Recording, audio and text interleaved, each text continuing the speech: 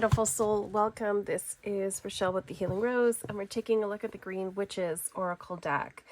Embrace the wisdom and insight of natural magic. This is from Erin Murphy Hiscock, the author of The Green Witch, and it's illustrated by Sarah Richard. Now, the box itself is gorgeous.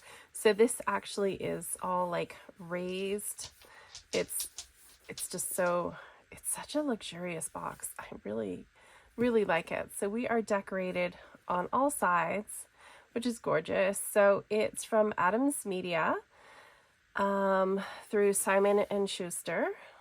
So it says, guide your magic with nature's wisdom.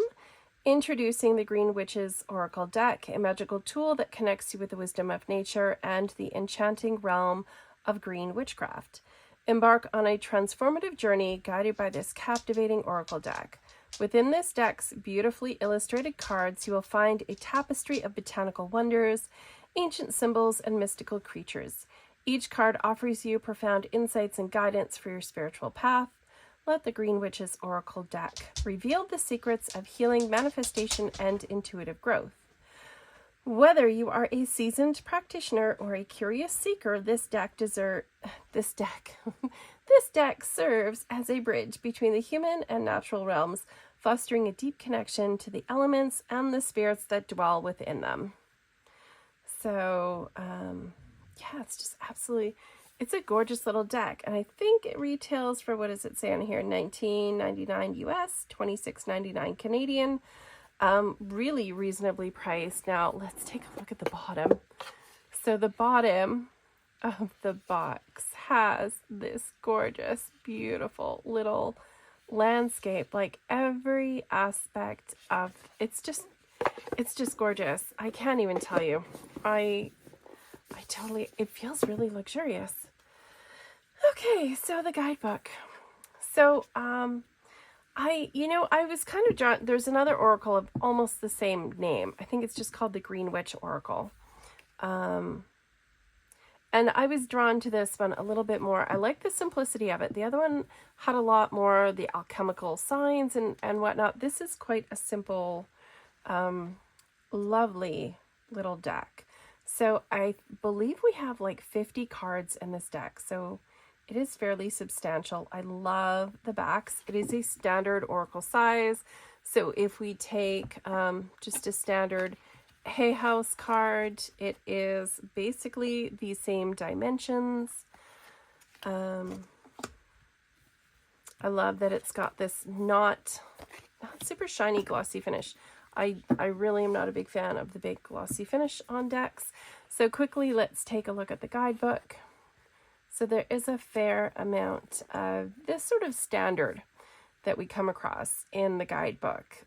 Oracle deck basics, get to know your deck, the main uses, working with it, preparing for readings, how to read, oracle card spreads, and there's several different spreads. There's 1, 3, 5, 6, 9, and 12 card spreads. So it gives you a fair amount to work with, and then the cards and how to interpret them.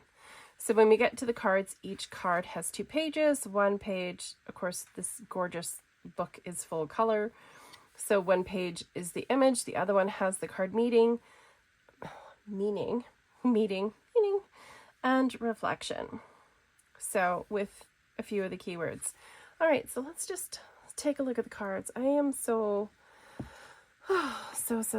in love with these cards. They're gorgeous. So they're not in the order that they came in the box because I have been playing with them. I could not help myself. They're absolutely lovely. Every card has this beautiful little border. We have the title, and then we have our little keywords here, 2 or 3 keywords. It's just absolutely lovely. So let's bring you in just a little bit closer.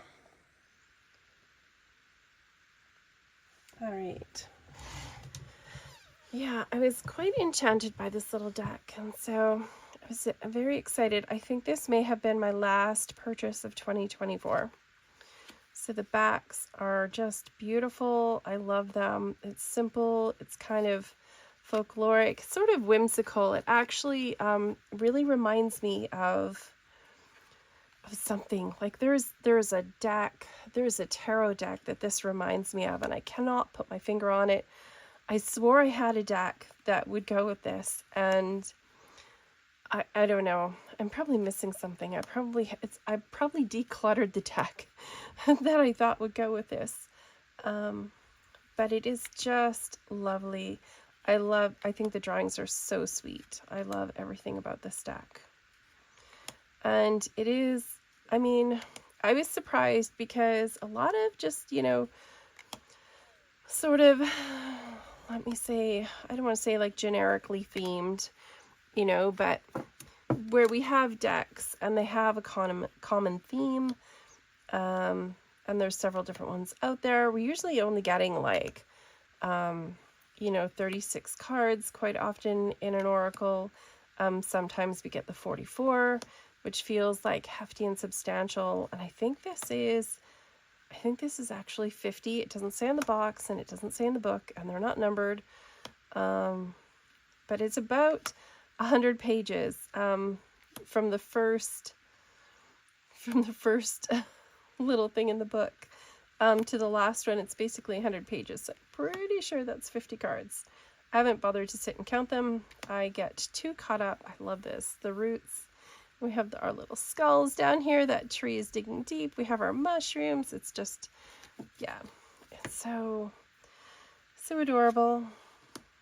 I'm really kind of loving the vibe of it. So it's not just botanical. And I think that's what makes it interesting for me, is that it's not simply another botanical deck. We have these sort of other aspects of nature that are within it. I like the simple keywords on it, like watering can, asking for help, sharing burdens. It's quite, they're quite clear. They're quite succinct. It's easy to kind of get some intuition off of the keywords and the position and the spread that something is in without having to run back to the guidebook every second. I really, I just love this artwork. I love this little border. I actually don't mind that it's more like this delicate little frame, which I like. It's not as off-putting as I thought. Maybe it's one of those Paulina tarot, like maybe it's the Tiny Witch I'm thinking of. I'm not sure what deck I'm thinking of. If any of you have like something in your collection and you're like, that's the deck, and there's something that kind of stands out to you as would fabulously go with this, please let me know, because I think it's driving me a little bit insane. I've been trying to figure it out all day. All day I've been looking at this going like, what is it? What is calling to me? I have a few decks that go nicely visually with this. I feel like, I don't know. It's sort of, yeah, there's something in the back of my brain that's telling me like there's a deck that will go with this. So it is still quite new, so it doesn't necessarily have the smoothest shuffle yet, but everything glides quite easily. It still has, until you've shuffled just a little bit extra with it, you will get where some cards kind of want to stick, but it's pretty smooth overall. I generally prefer to actually give it a little side shuffle. So when I first get a deck, I often will look at it and see, there's a slight bow that way. Sometimes there's a bit of a bow from how it is sitting just in the box and how it's been in storage, and the humidity changes from where it was manufactured, from where it has been waiting, and the humidity or dryness level in your house. So I tend to look at it and go, if there's any kind of a bow this way or that way, I tend to just shuffle the opposite direction for a little bit, for like the first week or so.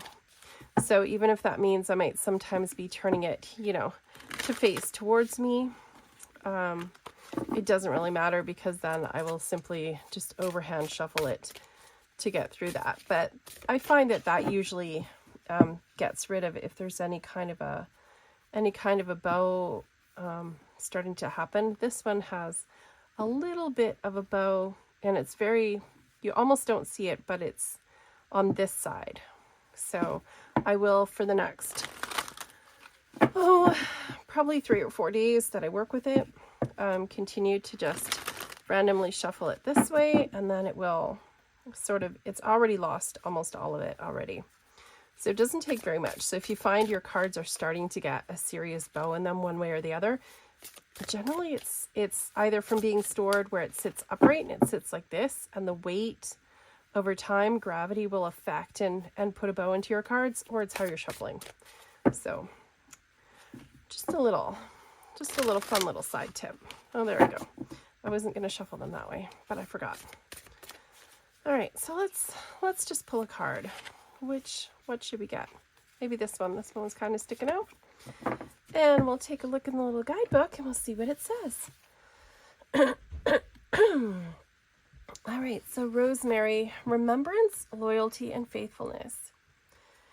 Interesting. This is in my studies right now. Rosemary is our herb of the month. So let's see. Oh, look. I love this. This is one of those books where they've put the cards in the order that they were in. And when I got them, which means nothing's alphabetical, and of course nothing's by number. Publishers. Oh, if any publisher ever sees this, this is the worst thing you could do for the book. So we do have an index of oracle cards at the back versus at the front of the book. It simply says cards and how to interpret them in part 3. And it doesn't give us the little thing. We do have an index right at the back. So we can look up Rosemary. Oh, I hadn't realized it had done this. That's the most frustrating thing. Oh, well, that's okay. So page 91. And there we go. Rosemary, remembrance, loyalty, faithfulness. Card meaning. Rosemary is an aromatic herb closely associated with loyalty, devotion, and remembrance of the dead. The sharp, piney smell is clean, helping to clear away confusion and uncertainty. Rosemary's needles grow on woody stems, a strong cord that is not easily broken. The Rosemary card tells you to be faithful to what you hold sacred in your life, whether that is your values, beliefs, people, or whatever you feel passionate about. Remember these things and honor them. Keep them in mind when making choices. Don't let the world sway you from your ideals. The reflection is, what do you hold to be sacred in your life? I think that's very, very interesting. I love that it's about remembrance. Interestingly enough, I've actually done studies on rosemary essential oil, and it actually improves your ability to retain knowledge. So if you're studying and you have some rosemary essential oil and you put that in your diffuser, it actually helps whatever it is that you're reading or studying at that moment to actually retain better and longer. So I think that's quite an interesting little crossover there. Very beautiful though. I love that we have like the little bow and the little brooch. Like it's quite beautiful. They're quite lovely little cards. So I'm very excited to have them. I love that. I can't even tell you how much I'm such a tactile person. So when there's a box that's like this, it's so smooth and fine. And we have those lovely little raised letters. It's just so satisfying. And it's absolutely gorgeous to look at. It is much nicer than what I expected it to be for the price point. I honestly was quite surprised that we had this many cards in the deck. That's just, to me, absolutely brilliant. I love the creamy color of the background. I think it's absolutely gorgeous. Now, if only I can remember which tarot deck I thought it was that would work with this. So, if any of you have something in mind that you think is the perfect pairing to go with this deck, do pop me a little note and let me know, because it is so beautiful. I'm excited to work with it just on its own regardless. So I'll be doing that. I do have this deck, which I think might work fairly well. This is my original Fairy Tale Tarot by Lisa Hunt, and I feel like perhaps the art style might work well. I think it might be kind of sweet with this. I love the coloring. I feel like the coloring in her Fantastic Creatures, or the other ghostly tarot that she did, might also work well. I don't know. It's not quite the one that I'm thinking of. It's gonna drive me crazy, but I'm sure I'll figure it out. All right. So if you made it this far, thank you so much for hanging out and watching, and I hope that you have an absolutely amazing day and a fabulous week. Take care.